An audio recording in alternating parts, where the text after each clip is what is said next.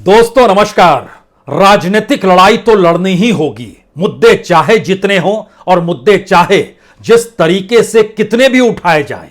रास्ता तब तक नहीं मिलेगा जब तक राजनीतिक घमासान की शुरुआत नहीं होगी। तो क्या राहुल पदयात्रा में राजनीतिक घमासान की मुनादी अब होने वाली है?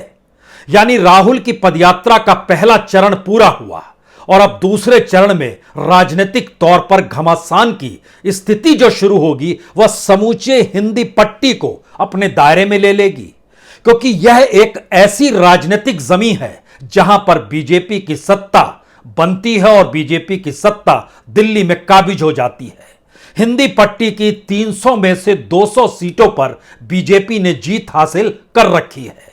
वहां सेंध कैसे लगेगी जबको हर किसी को पता है इस हिंदी पट्टी का मतलब यहां की मुफलिसी, गरीबी, बेरोजगारी, महंगाई और शायद नफरत और घृणा के आश्रय सामाजिक ध्रुवीकरण करते हुए इस देश को जाति और धर्म और सांप्रदायिकता के आश्रय कैसे बांटा गया, सबसे ज्यादा प्रभावित यही हिंदी पट्टी है। और अब हिंदी पट्टी में राहुल की पदयात्रा प्रवेश करने वाली है। उसकी पहली आहट विदर्भ में पहुंच चुकी है और विदर्भ के बाद मध्य प्रदेश आता है और मध्य प्रदेश के बाद जो पूरी हिंदी पट्टी का दायरा है, जिसके दायरे में वह सारे विपक्ष के नेता भी आते हैं जो अपने अपने तरीके से बीजेपी से दो दो हाथ करने को तैयार हैं, लेकिन एकजुट हो नहीं पाते हैं। और हर कोई मान रहा है कि दरअसल कांग्रेस की ताकत अगर उनके साथ खड़ी हो जाए, या कांग्रेस को लगता है अगर विपक्ष की समूची ताकत उनके पीछे खड़े हो जाए तो स्थिति इस देश की 2024 में बदल सकती है। तो इस हिंदी पट्टी के दायरे में राजनीतिक घमासान का मतलब क्या है? मतलब बहुत साफ है कि हिमाचल प्रदेश के चुनाव प्रचार के वक्त राहुल गांधी ने पदयात्रा नहीं छोड़ी, लेकिन गुजरात चुनाव प्रचार में राहुल गांधी उस दिन जाएंगे जब यह पदयात्रा मध्य प्रदेश में पहुंच जाएगी।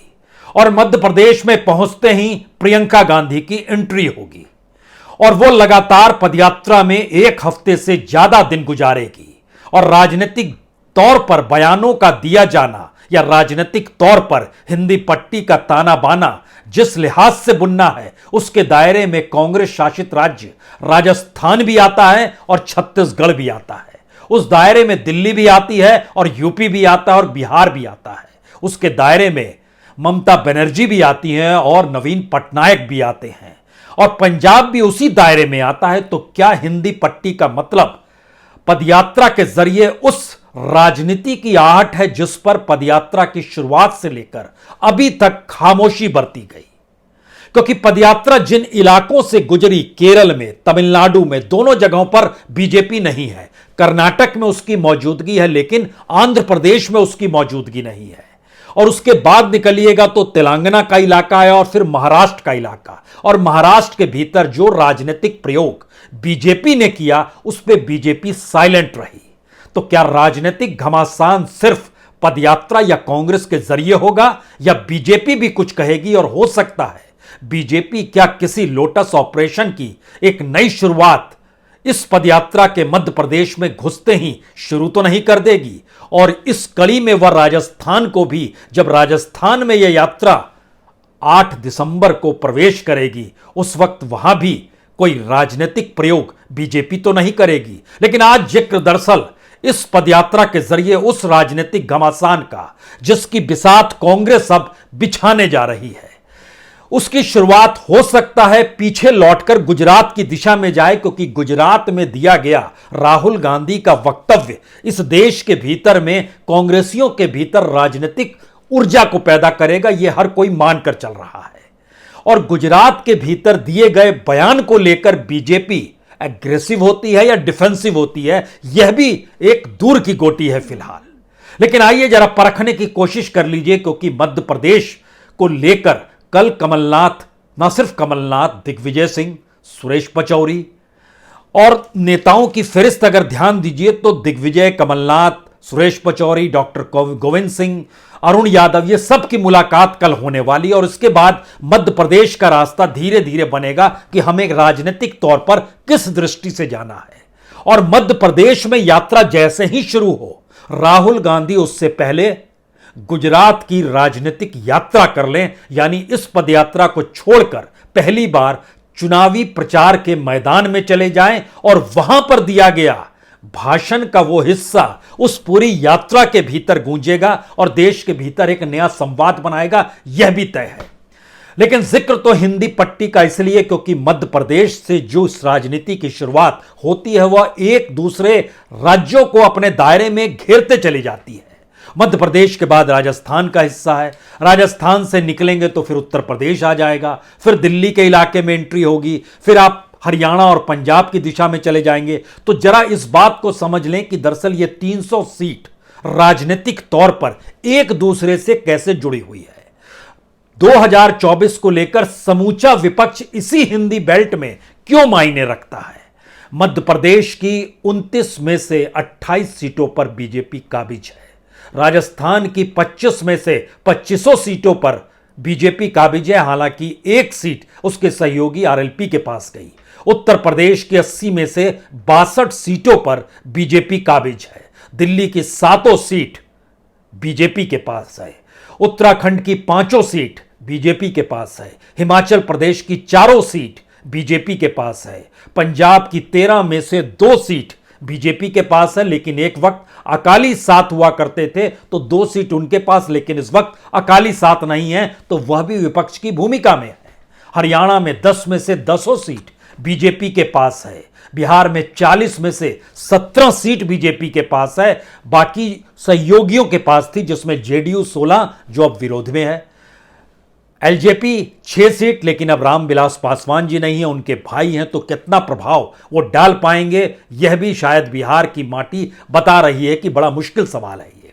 यानी ध्यान दीजिए तो उस कड़ी में झारखंड को भी जोड़ दीजिए, झारखंड की 14 में से 11 सीटों पर बीजेपी कब्जा किए हुए है और 2 राज्य ऐसे भी हैं जहां पर छत्रपों का प्रभाव रहा, लेकिन काउंटर में बीजेपी या मोदी का कद बड़ा हो गया। उसमें एक उड़ीसा है और एक बंगाल है। बंगाल की 42 में से 18 सीट बीजेपी के पास है, उड़ीसा की 21 में से 8 सीट बीजेपी के पास है, और जो छत्तीसगढ़ का इलाका आया जो दूर है लेकिन इसी हिंदी पट्टी के दायरे में आता है, वहां 11 में से 9 सीट है। इस दायरे में चंडीगढ़ को भी ले लीजिए, एक सीट बीजेपी के पास है, यानी कुल 302 सीट। इस 302 सीटों में से 206 सीट विशुद्ध रूप से बीजेपी के पास है और उनके जो सहयोगी हैं उनके पास 27-28 सीट है, यानी कुल मिला के अगर ध्यान दीजिए तो यह आंकड़ा किस रूप में बढ़कर 234 तक पहुंच जाता है। यानी यही वो पूरी पट्टी है जिस पर बीजेपी का राज है और जहां से कांग्रेस का सुपड़ा साफ है। और कांग्रेस को इसी जगह पे वो राजनीति करनी है जिस राजनीति को वह कन्याकुमारी से बोलते हुए निकली है और कश्मीर तक उसे जाना है। और उसके दायरे में दरअसल यही वो पूरी हिंदी पट्टी है जहां पर वोटरों की तादाद, जो वोट मौजूदा वक्त में बीजेपी के साथ थे, उसमें से लगभग 65% वोट बीजेपी को इसी हिंदी पट्टी से मिले हैं। अब उस वोट बैंक में सेंध लगाना और वहां पर राजनीतिक तौर पर उस मुद्दों के आश्रय कांग्रेस को सक्रिय करना, कांग्रेस इस बात को समझ चुकी है कि अब सामाजिक सांस्कृतिक आधार पे इस पदयात्रा को नहीं चलाया जा सकता है। प्रियंका गांधी की जब एंट्री मध्य प्रदेश में होगी तो वह 7 से 10 दिन इस यात्रा के साथ रहेंगी और इस यात्रा के दौर में वो राजनीतिक तौर पर प्रियंका इस बात को मानती है कि दरअसल आपको टारगेट क्लियर रखने चाहिए। टारगेट क्लियर रखेंगे तो टारगेट को लेकर ही सारी बहस होगी, बनिस्पत यह कि टारगेट तक पहुंचे कैसे। और इस पदयात्रा को लेकर लगातार यह बहस है कि सिर्फ चलते चले जा रहे हैं, आगे बढ़ते चले जा रहे हैं, दिन बीतते चले जा रहे हैं और हो सकता है तमाम प्रांतों और मौसम को आप धीरे धीरे चुनौती देते हुए उस टारगेट को भी पकड़ ले जहां आप कश्मीर पहुंच जाएं। लेकिन राजनीतिक परिस्थितियां इस दौर से गायब रही और इस पूरी की हिंदी पट्टी के भीतर जो नेताओं की मौजूदगी है, अगर उसको आप ध्यान से पढ़ें और उसको समझने की कोशिश करें तो इस दायरे में अखिलेश यादव भी आते हैं, मायावती भी आती है, तेजस्वी यादव भी आते हैं, नीतीश कुमार भी आते हैं, ममता बनर्जी भी आती है, नवीन पटनायक भी आते हैं, हेमंत सोरेन भी निकल कर आते हैं और अकाली दल यानी सुखबीर बादल भी निकल कर आते हैं। यानी इस पूरी पट्टी के भीतर वो समूचा विपक्ष सिमटा हुआ है, जिसके पास इस वक्त कोई मुद्दा नहीं है कि वह बीजेपी को कैसे चुनौती दे या नरेंद्र मोदी को काउंटर करते हुए कौन सा नेता किस रूप में खड़ा हो जाए। यह एक अजीबोगरीब खामोशी पूरे के पूरे हिंदी पट्टी में पसरी हुई है, जो राजनीतिक तौर पर भारत की राजनीति को प्रभावित करने के लिए सबसे महत्वपूर्ण मानी गई। चाहे वो जेपी के आंदोलन का वक्त हो, चाहे मंडल कमंडल का दौर रहा हो, चाहे वह केजरीवाल यानी उस वक्त में चले जाइए जिस वक्त अन्ना हजारे का आंदोलन चल रहा था, उस पूरी प्रक्रिया के भीतर इन 3-4 दौर को जब आप देखेंगे तो राजनीतिक सक्रियता इसी हिंदी पट्टी में थी। और इस देश के भीतर में राजनीतिक सक्रियता दो ही माध्यमों से निकल कर आ रही है। एक तरफ प्रधानमंत्री मोदी का पूरा प्रचार तंत्र है, उनकी हर रैली है, हर उद्घाटन है, हर आधारशिला है, हर कोई भाषण है, कहीं पर भी जाना है वही दिखाना है। एक सक्रियता राजनीतिक तौर पर प्रधानमंत्री मोदी की है। उन्हें हम प्रचारक नहीं कह रहे, उन्हें हम बीजेपी का कार्यकर्ता नहीं कह रहे, क्योंकि बाकायदा और बतौर वह इस देश के प्रधानमंत्री पद के विशेषाधिकार का उपयोग करके राजनीतिक तौर पर चुनाव प्रचार के मैदान में लगातार कूद रहे हैं, और जो चुनावी हिस्सा ना भी हो उसे भी चुनावी तरीके से कैसे मोड़ देना है यह बताने से वो चूकते नहीं है। दूसरी परिस्थिति राहुल गांधी की है, जो इस देश के भीतर में लगातार पदयात्रा की दिशा में निकले हुए हैं और 2 महीने से ज्यादा का वक्त हो गया। यानी राजनीतिक सक्रियता 2 ही जगह है। तीसरी जगहों पर हो सकता है कुछ बिसात हो, कुछ जातियों के समीकरण हो, कुछ अपने होने का एहसास हो, कहीं ओबीसी का जिक्र कर रहे हो, उससे राजनीति साधी नहीं जा सकती है। और इस हिंदी पट्टी के भीतर करंट तभी दौड़ता है जब आंदोलन की आवाज कहीं सुनाई दे जाए। और आंदोलन क्या इस पदयात्रा के जरिए अब निकल सकता है, और उसका प्रभाव उत्तर प्रदेश, बिहार, झारखंड, बंगाल, इन तमाम जगहों से धीरे धीरे आगे बढ़ने के और मध्य प्रदेश को भी दायरे में ले सकता है क्या?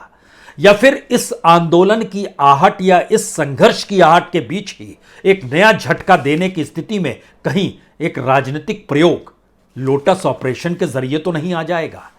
अपने तौर पर गुजरात को प्रभावित करना और हिंदी पट्टी में उस गुजरात में बोले गए बयान या उसकी राजनीति को हिंदी पट्टी को एग्रीवेट करना है। यह एक राजनीतिक मंत्र कांग्रेस ने इसीलिए ध्यान दीजिए नए ऑब्जर्वर्स नियुक्त कर दिए। गुजरात को 5-4 हिस्सों में बांट दिया, साउथ में मुकुल वासनिक को दे दिया, सेंट्रल में पृथ्वीराज चौहान को दे दिया, सौराष्ट्र में मोहन प्रकाश को भेज दिया, नॉर्थ में वीके हरिप्रसाद और KH मुनियप्पा को भेज दिया। इसके अलावे 26 लोग और अपने तौर पर काम कर रहे हैं जो सेकंड कैटेगरी के नेता हैं।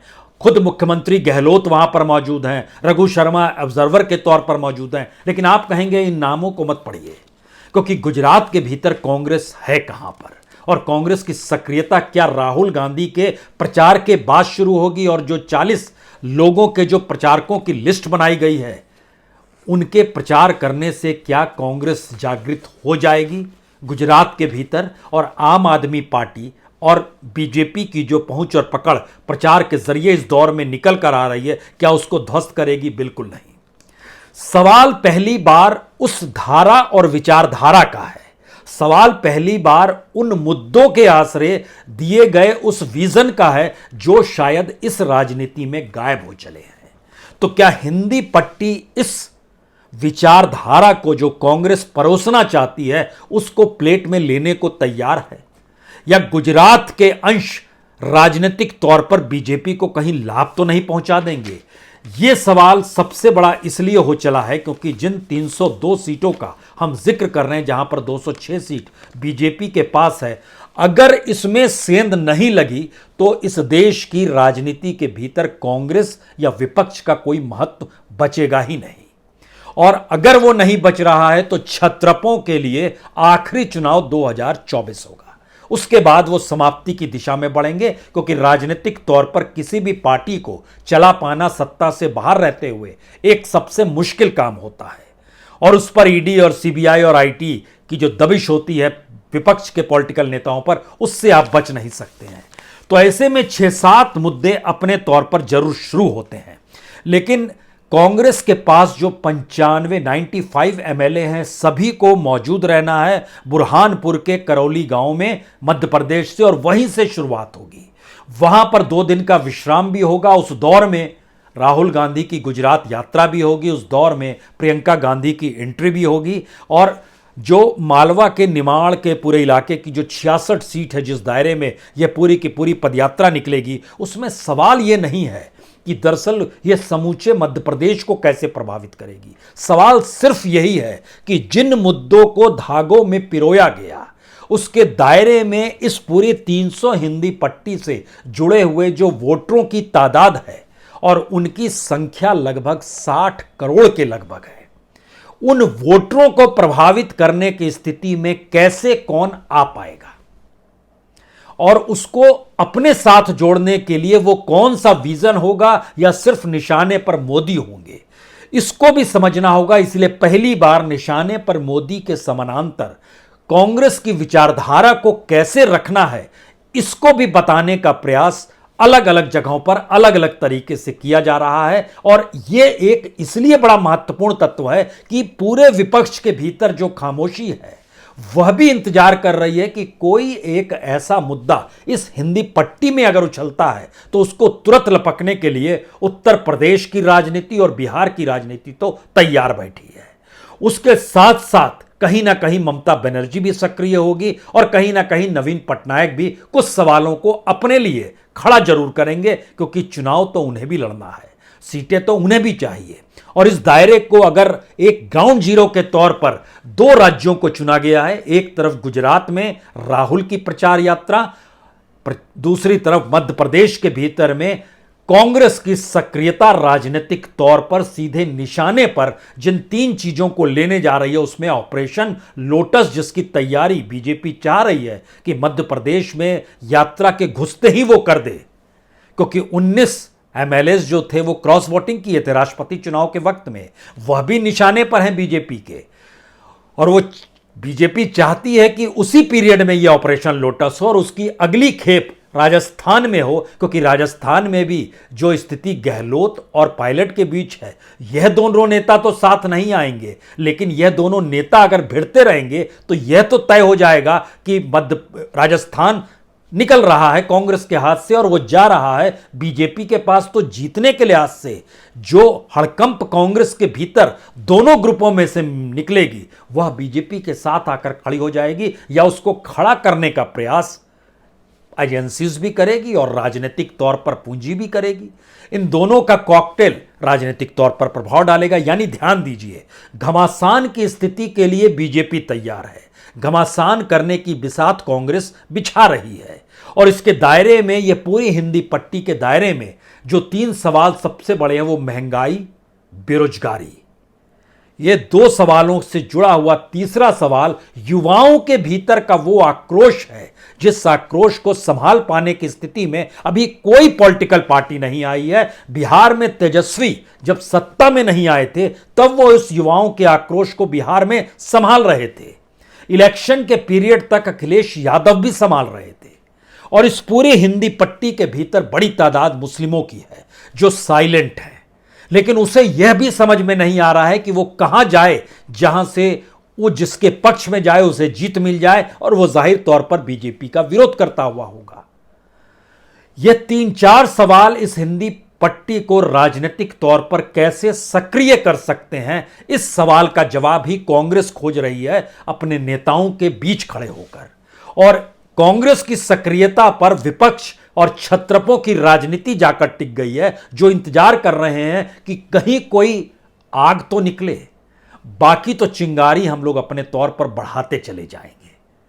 क्या राजनीतिक तौर पर पदयात्रा का ये दूसरा चरण राजनीति को एक नए राजनीतिक करण की दिशा में 2024 के लिए ले जा रहा है, या फिर जो चुनाव होने हैं राज्यों में, जिसमें अगला हिस्सा गुजरात के बाद सबको पता है कि मध्य प्रदेश, राजस्थान, छत्तीसगढ़, तेलंगाना और कर्नाटक का नंबर आने वाला है, उस दायरे में समेटेंगे?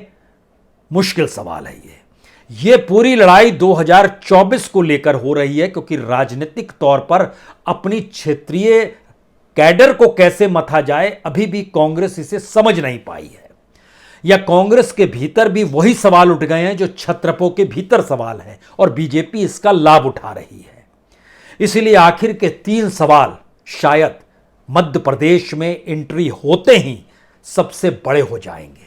पहला सवाल, राष्ट्रीयता की परिभाषा जो बीजेपी दे रही है, नरेंद्र मोदी दे रहे हैं, उस राष्ट्रीयता की परिभाषा को कैसे न सिर्फ काउंटर किया जाए बल्कि उसके समानांतर राष्ट्रीयता को भूख, महंगाई, बेरोजगारी, इन सारी स्थितियों से जोड़ा जाए, यह प्रयास कांग्रेस को करना है। राष्ट्रीयता का पहला मंत्र यह है। दूसरा, जो धार्मिक ध्रुवीकरण यानी सांप्रदायिक ध्रुवीकरण की स्थितियां हैं जिसमें 80-20 का खेल बीजेपी खेलकर हमेशा निकल जाती है, उसमें सेंध लगाने के लिए जो हिंदुत्व की परिभाषा है और हिंदुत्व के आश्रय जो मुस्लिम तुष्टीकरण की राजनीति को बीच में लाकर खड़ा किया जाता है, उसको लेकर जो जमीनी मुद्दे हैं, क्या वो मायने रखेंगे या नहीं रखेंगे, या फिर भक्ति भाव में 80-20 का खेल चलता चला जाएगा, यह दूसरा सवाल है। और तीसरा सवाल सबसे बड़ा यह है कि राहुल की पदयात्रा का असल परीक्षण अगर इस हिंदी पट्टी में मध्य प्रदेश से शुरू हो गया और इस परीक्षण को लेकर अगर इस देश की राजनीति में कुछ सवाल खड़े हो गए तो पदयात्रा सफल मान लीजिए।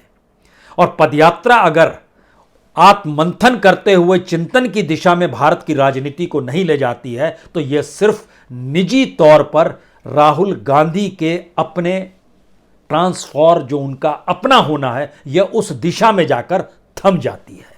यानी बढ़ते हुए कदम टारगेट कश्मीर तक पहुंचना ये नहीं है, बल्कि बढ़ते हुए कदम भारत की राजनीति को नई दृष्टि से क्या इस हिंदी पट्टी में मथने को तैयार हैं या नहीं है, क्योंकि इसके दायरे में वो किसान भी आ रहा है, वो मजदूर भी आ रहा है, वह युवा भी आ रहा है, वह बेरोजगार भी आ रहा है, वह बुजुर्ग भी आ रहा है, पेंशनधारी भी आ रहे हैं। इन सारे सवालों को लेकर राष्ट्रीयता की नई सोच को परोस पाना क्या कांग्रेस के बूते में है या नहीं है, असल परीक्षा हिंदी पट्टी में कांग्रेस और राहुल की पदयात्रा की यही होने वाली है। बहुत बहुत शुक्रिया, बहुत बहुत शुक्रिया।